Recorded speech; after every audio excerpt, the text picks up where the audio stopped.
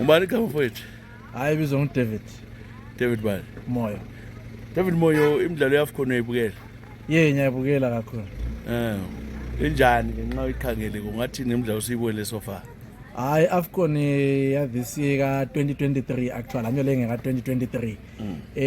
Ihlukene lamanye ama AFCON kakhulu ukuthi kwakhona eminyaka ledluleyo sasicaba uzaba ukwazi ukuthi hayi game le team enje ingawina kodwa akathesi ungacheka kulama surprises amaningi ayenzakala akula team othiwa iunderdog. Wonke ama teams adlala okufana nayo abungakwazi ukuthi ngophe zawina until the last whistle has been blown. So iqembu silibonile uchazelele libe. No mina iqembu mina elingichazile ngichazwa yilibhoka laba balidlalayo Angola bembukele Angola idlala le Mauritania izolo ibhoka langona belimnandi le Angola engichazile kakhulu. Xa ukhangeleke kusasa kule midlalo ke emkhulu uthwala. Kusasa kudlala iMozambique ke khona phana mina ngisupport iMozambique kusasa ngithemba ukuthi iMozambique ngendlela ode bedlala ngayo ngithemba ukuthi singanqoba. Utsho ngani ukuthi nganqobe idlala le Ghana phela la? Ungakhangela but indlela abadlala ngayo and they are going into this game and they are not under pressure like Ghana because they are going into that game as underdogs.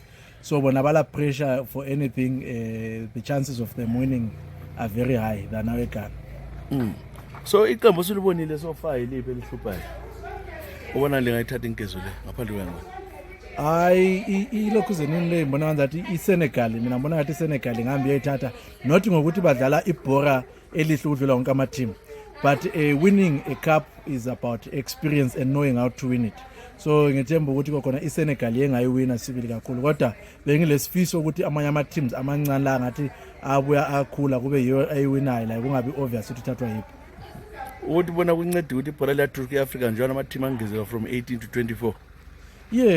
Kuyayenza kakhulu kuyanceda kakhulu khona ukuthi ama teams seyangezelelwa kuhle lokho kwayenza iCAF and kuyenza ukuthi ibhora lispread kakhulu all over the world all over the continent.